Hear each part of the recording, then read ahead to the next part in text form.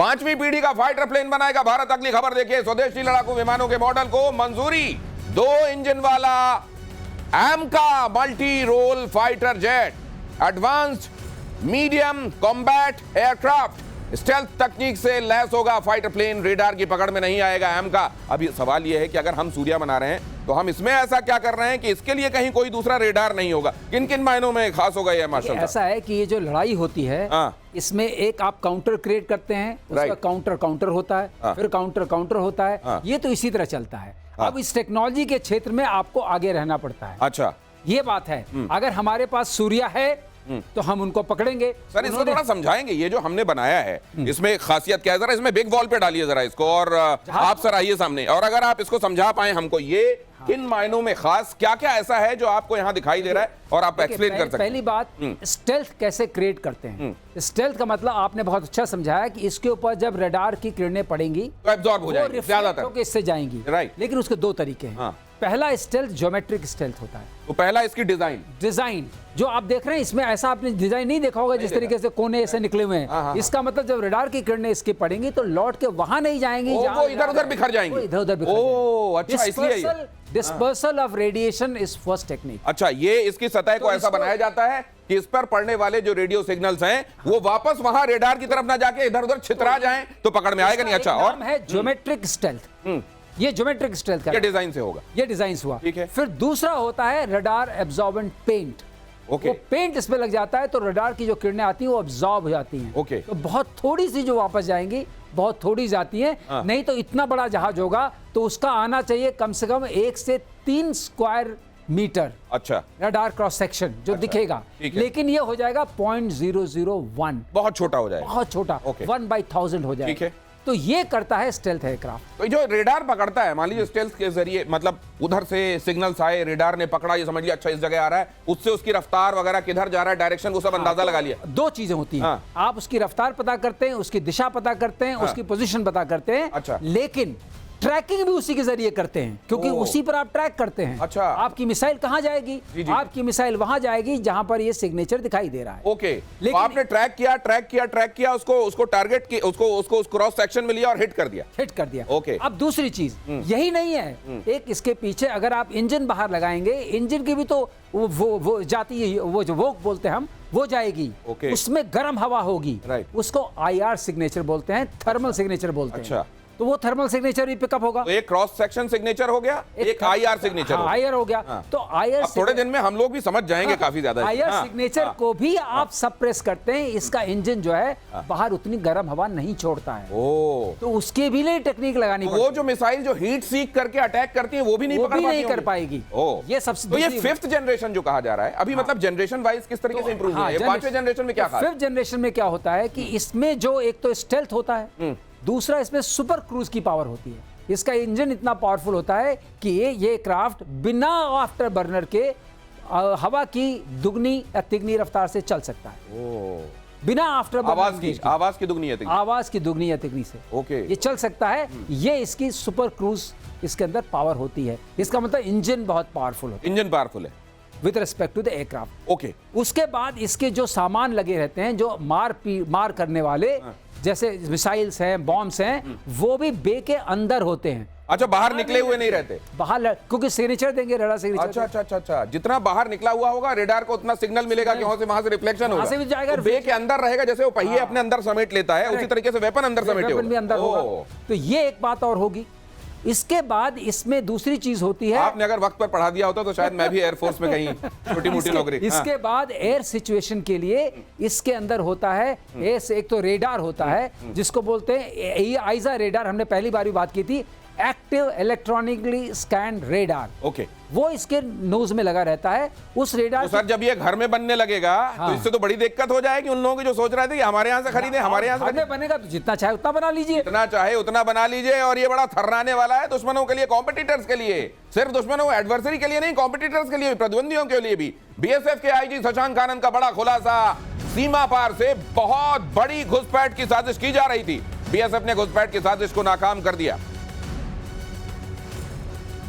जब हम सीमा की निगरानी कर रहे थे और हमारे इलेक्ट्रॉनिक सर्वेलेंस इक्विपमेंट से हम सीमा की उस पार भी देख रहे थे, तो ये देखा गया कि पाकिस्तान की सियालकोट डिस्ट्रिक्ट के इलाके में, जो हमारे सांबा के ऑपोजिट लगता है, वहां पे एक बड़े समूह की मूवमेंट वॉच करी गई और लगातार उस मूवमेंट को हम ट्रैक करते रहे और वो जो ग्रुप था वो अंतर्राष्ट्रीय सीमा के नजदीक बढ़ता रहा। रात का समय था, वहां का जो इलाका है वो अंड्यूलेटिंग ग्राउंड है, टूटा हुआ ग्राउंड है, उसका आड़ लेके ऐसा ये प्रतीत हो रहा था कि दुश्मन की ओर से घुसपैठ की कोशिश की जा सकती थी। तो एक बात आप और देखिए, ये बड़े महत्वपूर्ण रेवोल्यूशंस हैं, लेकिन इसको वक्त पर, सही समय आने पर एजेंसीज की तरफ से, हमारी एजेंसीज की तरफ से और सरकार की तरफ से एक के बाद दूसरा परत दर परत सामने आपके रखा जा रहा है। और इसीलिए तब वो लोग, जब हमारे कई समाचार आपके सामने आ रहे थे और वो उंगलियां उठ रही थी, उनको भी ये जवाब मिल रहा होगा। क्रमशः क्रमबद्ध तरीके से सही समय आने पर सूचनाएं दी जा रही हैं ऑफिशियल सोर्सेज से भी। लेकिन मैं इस पर आना चाहता हूं, घुसपैठ, इस दौरान जब ये सब चल रहा है, घुसपैठ की कोशिशें भी। देखिए, मैं आपको बताता हूं दिनेश, ऑपरेशन सिंदूर के दौरान एक बात हुई कि इंटरनेशनल बॉर्डर और लाइन ऑफ कंट्रोल के ऊपर फर्क हमने मिटा दिया। यानी कि जो पाकिस्तान के ऊपर हमला हुआ है, अगर 9 जगह हमला हुआ है तो 2 जगह इंपॉर्टेंटली जो इनिशियली हमला हुआ है वो इंटरनेशनल बॉर्डर के पार जाके हुआ है। हमारे प्लेटफॉर्म्स जो थे, हमारे हार्ड पॉइंट्स थे, चाहे वो ब्रह्मोस हमने मारी, चाहे मुरीद के में मारी, बहावलपुर में मारी, इसने इंटरनेशनल बॉर्डर पार करा। पाकिस्तान की तरफ से भी देखिए, स्मगलिंग तो होती थी, अब इन्फिल्ट्रेशन भी वो कोशिश करेगा, क्योंकि इन्फिल्ट्रेशन का जो एंटी इन्फिल्ट्रेशन ग्रिड है, जो कि जम्मू और कश्मीर में है, लाइन ऑफ कंट्रोल करीब 750 किलोमीटर, राइट, वो इतना मल्टी लेयर्ड है कि वहां से घुसना मुश्किल है। इसलिए अब नेपाल से घुसाओ। नेपाल से आप नेपाल से आ सकते हैं, क्योंकि नेपाल से इतनी चेकिंग नहीं होती, तो पाकिस्तानी नेपाल से भी आते हैं। फिर कुछ लोग कोशिश करेंगे कि साहब ठीक है, जम्मू में आपने टनल बना दिया, आप टनल से आ गए। फिर कोशिश करेंगे कि साहब राजस्थान से कहीं से, पंजाब से कहीं, जहां जहां से इनको मौका लगेगा, ये भारत के अंदर अपने आतंकवादी और अपने लोग, अपने स्लीपर सेल घुसाने की कोशिश करेंगे, जो भारत के समाज में जाके सेट हो जाएं। आपको कुछ नहीं पता, एक बंदा आया, उसने चुपचाप से अपनी आधार कार्ड कहीं से जुगाड़ कर अपनी दुकान लगा दी। वहां पे उसने दुकान लगा दी। दुकान कहां लगाई है? बिल्कुल कैंटोनमेंट के सामने, और उसका कुछ काम नहीं है, छोटा सा कैमरा है, पूरे दिन रिकॉर्डिंग कर रहा है।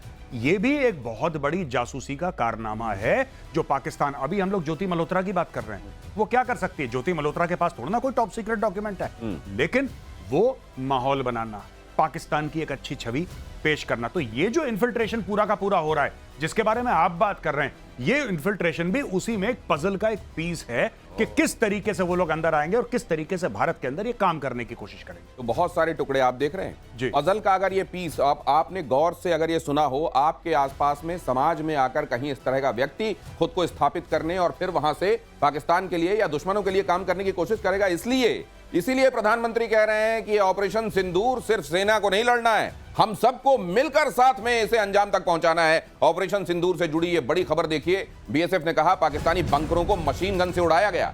बीएसएफ के एक अधिकारी ने बताया कि हमले में इस्तेमाल की गई ये मीडियम मशीन गन 1 मिनट में 600 से 1000 राउंड फायर, 600 से 1000 राउंड 1 मिनट में फायर कर सकती है, और इसकी मार जो होती है वो करीब करीब 1.5 से 1.25 किलोमीटर तक होती है। ये देखिए, और फिर इसके बाद ऑटोमेटिक ग्रेनेड लॉन्चर्स भी इस्तेमाल किए गए उधर के बंकर्स और चौकियों को। ये देखिए जरा, ये है। अब इसके बारे में जरा मेजर आर्य बताइए। ये एमएमजी है, ये एमएमजी है, ये इसकी बैरल है, हटा सकते हैं ऊपर से, बैरल इसकी चेंज हो जाती है, और बहुत कामयाब, बहुत कारगर हथियार है ये जब ये सपोर्ट में चलता है। इट्स बंकर उड़ा देती है ये भी? नहीं, बंकर नहीं उड़ाती, लेकिन उसको जो मैन कर रहा होगा उसको वो हिट कर सकता है। नहीं, ऐसा नहीं कि ये बंकर उड़ा देती है, लेकिन हाँ, एजीएल जो ऑटोमेटिक ग्रेनेड लॉन्चर की बीएसएफ वाले बात कर रहे हैं, अच्छा। ठीक है, अगर आप उसको फायर करेंगे तो उसमें छोटे छोटे ग्रेनेड टाइप के निकलते हैं। अच्छा, उसमें वो पूरा बेल्टेड होता है वो भी, तो वो बहुत घातक होता है अगर आप बंकर पे मारिए। और ये जो है ना, ये जो फायर ले करती है, सप्रेसिव फायर ले करती है, इसके सामने अगर कोई आ गया,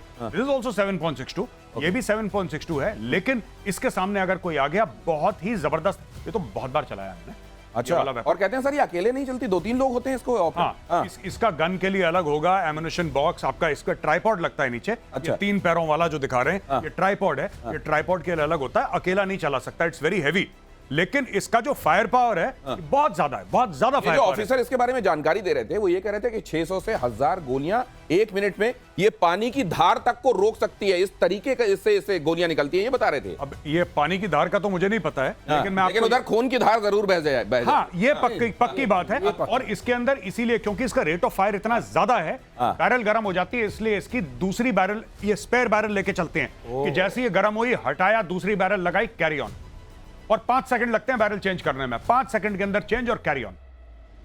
तो इनका खास तौर से जो चौकियां, फॉरवर्ड पोस्ट, इन जगहों को आइडेंटिफाई करने और ध्वस्त करने में, और कहते हैं कि न जाने कितनी सैकड़ों ऐसी चौकियां थी जो तबाह कर दी गई। बिल्कुल ऐसा सुनने में ये आ रहा है कि ये देखिए ना, जब आप किसी भी चौकी के ऊपर, वहां पे तो इंडियन आर्मी ने लाइन ऑफ कंट्रोल पे ATGM लगा रखा है, इंडियन आर्मी ने लाइन ऑफ कंट्रोल पे वहां पे आपने ZU-23 लगा रखा है जो कि एंटी एयरक्राफ्ट गन है, वहां पे डायरेक्ट लाइन पे आपने L-70 लगा रखा है जिससे आप हवाई जहाज को मारने का जो होता है वो डायरेक्ट लाइन में आपने, तो कहां पे चौकी बचेगी पाकिस्तान की भाई? और ये जो मैंने बताया ना आपको, ये पानी की, मैं तो बड़ा हैरान रह गया। ये जो ऑफिसर हैं उन्हीं ने बताया, इन्हीं साहब ने जो जानकारी दे रहे थे कि इस कदर तेज गोलियां निकलती हैं कि अगर पानी की धार निकल रही है तो उसको रोकने का मादा होता है इसमें, और ये अगर है तो फिर आप समझ सकते हैं कि उस समय, और ये जब तुरंत उसके बाद जब ये ऑपरेशन चल रहा था या उस दौर में जब हम पूरे दिन देखते थे कोई एक्शन और शाम के समय कोई ब्रीफिंग होती थी, तो उस दौरान ये पूरी बारीक डिटेल्स नहीं दी जा रही थी, कहां कहां क्या हुआ ये नहीं बताया जा रहा था। अब धीरे धीरे करके ये सामने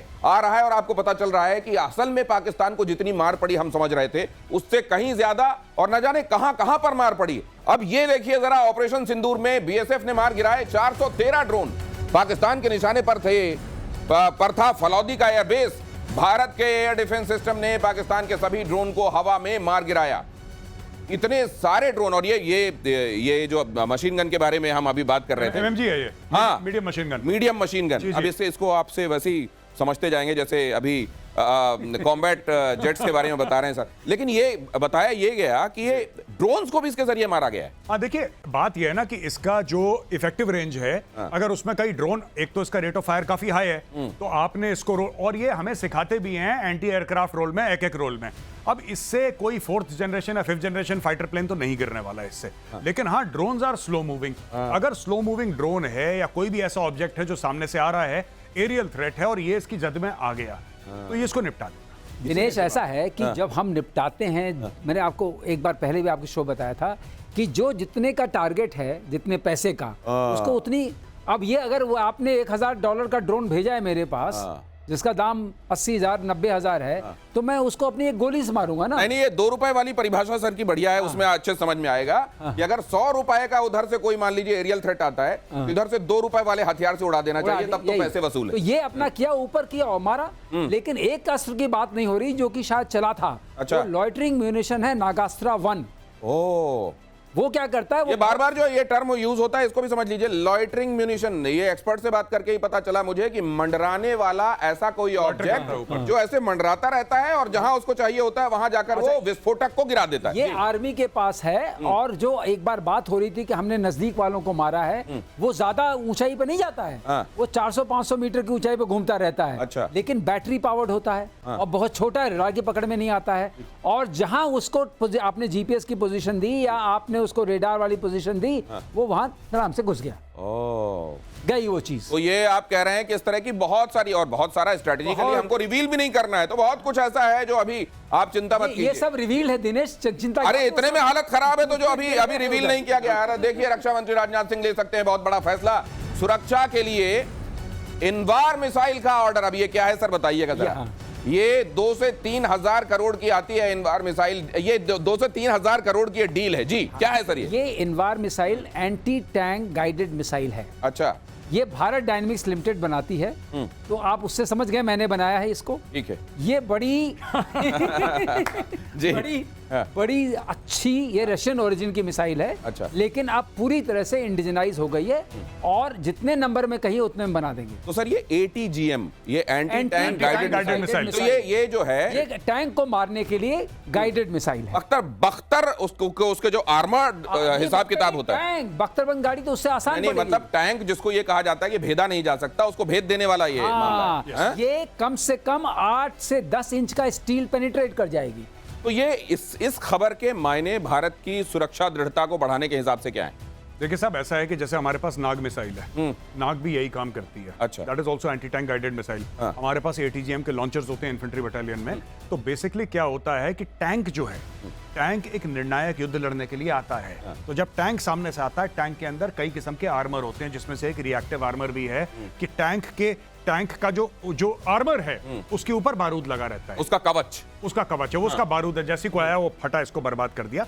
इस तरीके से भी टैंक करता है। लेकिन ये जो इनवार मिसाइल की बात कर रहे हैं, इसको इंडिजिनाइज कर रखा है, इसको भारत के एनवायरनमेंट के लिए इसको मॉडिफाई कर रखा है। और जो पाकिस्तानी टैंक्स या फिर चाइनीज टैंक्स है जो भी सामने आएंगे, उनको किस तरीके से बर्बाद करना है, ये एक उसके लिए पर्याप्त है मिसाइल। तो नाग के लिए मैं एक और खास बता दूं, नाग की बात इन्होंने की। नाग मिसाइल की क्या खास बात है, ये तो सामने जाके टैंक को मारेगा। नाग मिसाइल ऊपर जाती है और ऊपर से अटैक करती है, which is the weakest part of the tank. क्योंकि टैंक का जो ऊपर वाला जो ढक्कन जैसा होता है, वो सबसे कमजोर होता है, कमजोर पार्ट होता है। ओके। वो ऊपर से जाके सबसे मजबूत जो है, अगर ये दिखा दें हम यहाँ पे, अगर टैंक आप डाल सके तो टैंक डालिए जरा यहाँ पे। ये टैंक दिख तो रहा है, लेकिन इसमें जो हमको दिखा, ये ढक्कन जो आप दिखा रहे हैं, एक सेकंड रोकिए। ये जो है ना, अब आपके पीछे देखिए सर, वो बिल्कुल। अच्छा, ये देखिए, ये जो आप देख रहे हैं ना यहाँ पे, सर ने एमका के बारे में बताया था ना कि ऐसे होते हैं। टैंक में भी स्लोप इसीलिए होती है कि सामने से अगर कोई आए तो डिफ्लेक्ट हो जाए। Okay, that is one of the concept. ठीक है, that is one of the concept. अगर ऐसा होगा, लगेगा तो वो कर देगा। दूसरी ये भी चीज है इसमें कि ये जो ऊपर वाला एरिया है जहां से वो निकलता है, इसको कुछ कहते हैं सर। मुझे याद आ रहा है रशिया यूक्रेन के समय यूक्रेन ने इसकी इन्वेंट्री बना के, लॉकेट बना के अपने यहाँ लॉन्च किया था। वो ये बताने के लिए हमने रशियन टैंक मार गिरा। ये देखिए, ऊपर से टरेट होता है। Turret, right. ये जो टरेट होता है, और टरेट के अंदर से जो कपोला खुलता है, जिसके अंदर से वो बंदा निकलता है ना। जैसे कि फॉर एग्जाम्पल इस टैंक में अगर फॉर एग्जाम्पल 3 बंदे हैं, 3 मैन क्रू है, तो उसमें गनर होगा, उसमें लोडर होगा, इसमें ये सब होंगे। तो ये ऊपर से जब मारते हैं, जो सर बता रहे हैं ना, जेवलिन भी यही करती है, जो अमेरिका की जेवलिन है, उसने फायर करा, सामने से ऊपर गई, ऊपर से जैसे सांप फन मारता है ना, ऐसे वो ऊपर से आके गिरती है। और वहां पे कोई आपके पास प्रोटेक्शन ज्यादा रहता नहीं है, वो अंदर घुस के हमारे प्रोड्यूसर हैं अजीत झा, वो कह रहे हैं कि भाई आप इतना टेक्निकल बता रहे हैं, हमारे जैसे बिहारी के ऊपर से निकल रहा है। तो मैं आपको बता दूं, ये देखिए, अगर मान लीजिए चारों तरफ इसके कवच आपने लगा रखा है और ये इसका सेंसिटिव या वल्नरेबल एरिया है, तो वो जो दूसरे एटीजीएम होते हैं वो आके सीधे हिट करते हैं, वो उतना प्रभाव नहीं डालते। नाग ऐसे जाकर और ऊपर से मारता है ऐसे फन, और वहां पर डस लेता है जहां पे तुरंत मौत हो जाती है टैंक की। मैं एक बात बताना चाहता हूं, अजीत जी ने यह बोला है कि हम जैसे बिहारी को समझ में नहीं आता। डीआरडीओ में कितने बिहारी साइंटिस्ट हैं, मैं आपको यह भी बता दूं। और इंडियन आर्मी में कितने बिहारी जनरल्स हैं at the very top level, ये भी मैं आपको बता दूं। तो जासूसी इसलिए कह रहे हैं वो मेरे जैसे भी जोर दे रहे हैं। जासूसी केस में पाकिस्तान के 4 खुफिया एजेंट्स को लेकर जांच चल रही है। ज्योति के मोबाइल से मिले डेटा से हुआ बड़ा खुलासा। चारों एजेंट जासूस ज्योति मल्होत्रा के संपर्क में थे। गजब ही कर रही थी तो ज्योति हैं। ये तो मतलब ये केस स्टडी है एक, ये भारत के तमाम लोगों के लिए कि आप ऐसा अगर कहीं होते हुए देखें, अचानक किसी के पास पैसे आते देखें, अचानक उसके पैर धरती में पड़ते ना देखें, अचानक वो कुछ अजीब सा ही हो जाए, तो फिर सतर्क रहिए। क्योंकि हाँ, बहुत सारे कह रहे हैं समाज में आके स्थापित होने की कोशिश में तो वैसे ही वो लोग लगे हुए हैं और दिखते भी ऐसे ही हैं आसपास के, इसलिए बहुत ज्यादा दिखने में विभेद नहीं होता, तो बहुत सावधान रहिए। ये लेकिन ये जाल सर जी, ये अगर मान लीजिए कि अब तो कार्रवाई हो रही है, निर्णायक हम देख रहे हैं जी, और थोड़ा लगता है कि चलिए अब वो जगह भी लगता है जहां अनएड्रेस थी, वहां पे भी कुछ हो रहा है। 75 साल में क्या क्या हुआ होगा?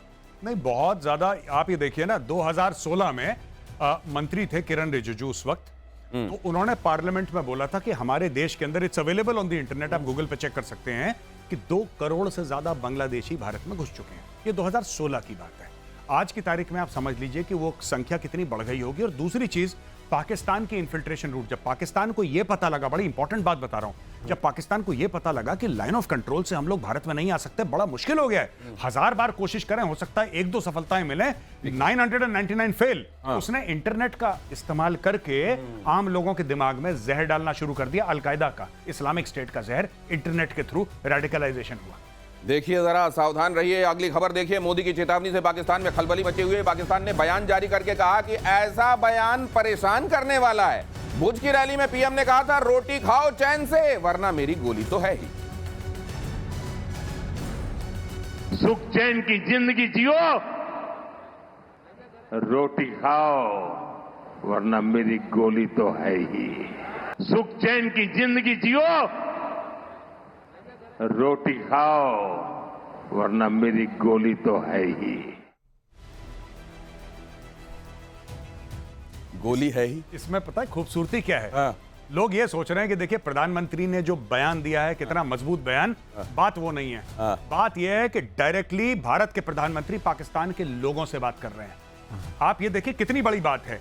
अभी तक क्या होता है कि भारत के प्रधानमंत्री बात करेंगे पाकिस्तान के प्रधानमंत्री से अगर बात करनी हुई, यहां पे भारत के प्रधानमंत्री डायरेक्टली पाकिस्तान की आवाम से बात कर रहे हैं कि तुम्हारी जिम्मेदारी है ये सब खत्म करो। अगर ये सब नहीं खत्म करोगे, चैन से जियो, हमें चैन से जीने दो, रोटी खाओ, वरना मोदी की गोली तो है ही। तो that is what he is trying to see, address the people of Pakistan.